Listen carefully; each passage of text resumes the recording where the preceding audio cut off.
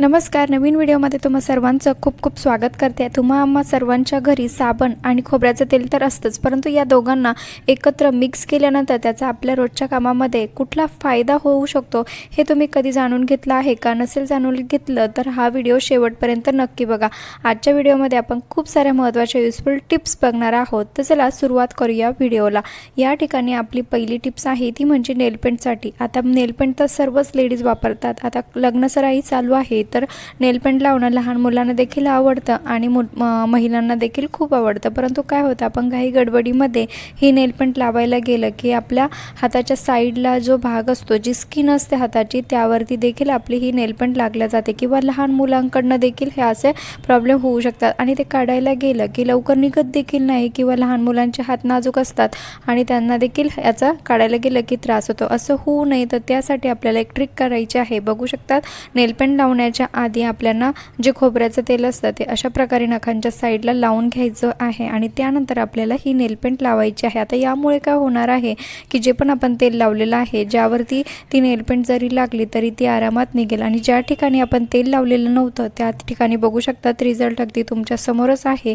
ज्या ठिकाणी आपण तेल लावलेलं नव्हतं त्या ठिकाणची नेलपेंट अगदी पॅक चिटकून बसलेली आहे आणि ज्या ठिकाणी आपण तेल लावलेलं होतं त्या ठिकाणची नेलपेंट ही आरामात निघून येत आहे. तुम्ही तुमच्या जरी घरामधील लहान मुलांचं किंवा तुमच्या जरी हाताला व्यवस्थित नेलपेंट तुम्हाला लावता येत नसेल आणि तुम्ही जर ह्या प्रॉब्लेमला फेस करत असाल तर ही ट्रिक तुमच्या खूप कामी येऊ शकते. आय होप की तुम्हाला ही ट्रिक आवडली असेल आणि आवडली जर असेल तर इतरांना देखील शेअर करा. आणि हो, तुम्ही हा व्हिडिओ कुठल्या गावातून किंवा शहरातून बघत आहात ते मला कमेंट्सद्वारे नक्की कळवा, जेणेकरून मला कळेल की माझा व्हिडिओ कुठे कुठे पोहोचला ते. बघू शकतात, खूप फायद्याचे आणि युजफुल ही ट्रिक्स मी आज तुमच्यासोबत शेअर केली आहे.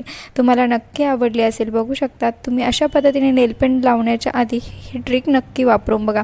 त्यानंतरची आपली दुसरी महत्त्वाची जी टिप्स आहे ती म्हणजे बिस्किटच्या पुड्यांसाठी.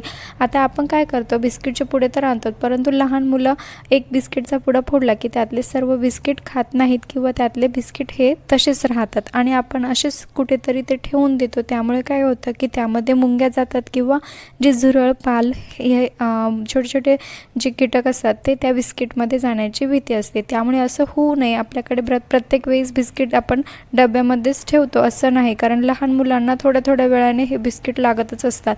तर अशा वेळेस एक ट्रिक वापरायची आहे. अशा प्रकारे तुम्हाला या बिस्किटचा वरचा जो तोडलेला जो भाग असतो त्याला असं पीळ मारून घ्यायचा आहे आणि त्यानंतर आपल्याला या ठिकाणी लागणार आहे आपला जो कपडे धुण्याचा जो चिमटा असतो तो आपल्याला घ्यायचा आहे आणि त्याला अडकवायचा आहे. आता बघू शकतात, आपला जो बिस्किटचा पुडा आहे अगदी टाईट पॅक झालेला आहे, एअरटाईट देखील याला म्हणू शकतो. बघू शकतात, आपण अशा प्रकारे बिस्किटचा अर्धा पुडा एअरटाईट अशा प्रकारे ठेवू शकतो. नक्की ट्राय करून बघा आणि आवडल्यास मित्रपरिवारात शेअर करा. त्यानंतरची आपली दुसरी आणि खूप महत्त्वाची युजफुल टिप्स होणार आहे ती म्हणजे साबणासाठी. आता बऱ्याचदा आपण काय करतो, अंगाच्या काही साबण वापरल्यानंतर छोटे छोटे जे तुकडे असतात ते असे फेकून देतो किंवा त्याचा वापर करत नाहीत, परंतु आपल्याला ह्याच तुकड्यांचा या ठिकाणी वापर करायचा आहे किंवा तुम्ही संपूर्ण जे साबण तुम्ही यूज करतात त्याचा देखील या ठिकाणी वापर करू शकतात. आपल्याला इथे साबण किसून घ्यायचे आहे. अशा प्रकारे मी किसणीच्या साहाय्याने साबणीला असं किसून घेतलेलं आहे. त्यानंतर आपल्याला यामध्ये टाकायचे आहे काही गोष्टी. आणि हो, जे कोणी चॅनलवरती नवीन असाल त्यांनी प्लीज चॅनलला सबस्क्राईब करा, कारण मी नेहमीच असे युजफुल व्हिडिओ घेऊन येत असते. बघू शकतात, अशा प्रकारे आपल्याला साबण किसून घ्यायची आहे. तुम्ही जी पण कुठली अंगाची साबण वापरत असाल ती साबण तुम्ही या ठिकाणी घेतली तरीही चालेल.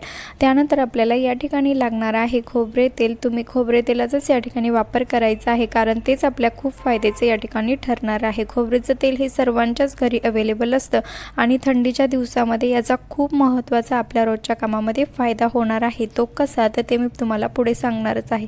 बघू शकता, खोबऱ्याचं तेल मिक्स केल्यानंतर आपल्याला याचे अगदी छोटे छोटे नॉर्मल असे गोळे बनवून घ्यायचे आहे. अगदी नॉर्मल छोटेसेच बनवायचे आहे. जास्त मोठे गोळे आपल्याला या ठिकाणी बनवायचे नाही आहे. अगदी छोट्या आकाराचे गोळे हे या ठिकाणी बनवायचे आहे आणि तुम्ही असं जर केलं तर तुमचे साबण देखील म्हणजे जास्त दिवस पुरेल आणि तुमचा फायदा देखील या ठिकाणी होईल. तर बघू शकता, थंडीच्या दिवसामध्ये आपण नुसती साबण हातांवरती किंवा चेहऱ्यावरती लावलं तर काय होतं की आपला हात जो आहे तो ड्राय होतो किंवा चेहरा ड्राय होतो, परंतु असं होऊ नये तर बघू शकतात आपण यामध्ये जे खोबरेचं तेल ॲड केलेलं आहे त्याने जर तुम्ही अशा प्रकारे जर हात आणि चेहरा जर धुतला तर हात आणि चेहरा अगदी मऊ होतो, बिलकुल ड्राय होत नाही. थंडीच्या दिवसामध्ये ही खूप कामी येणारी टिप्स तुमच्यासाठी होऊ शकतात. नक्की ट्राय करून बघा. सर्वजण या समस्येला फेस करतच असाल आणि सध्या थंडीमध्ये खूप थंडी असल्यामुळे महिलांना गार पाण्यामध्ये किंवा इतर कुठले कामे करताना हाताला खूप रॅशेस पडतात, तर ही समस्या त्यामुळे नक्कीच दूर होऊ शकते.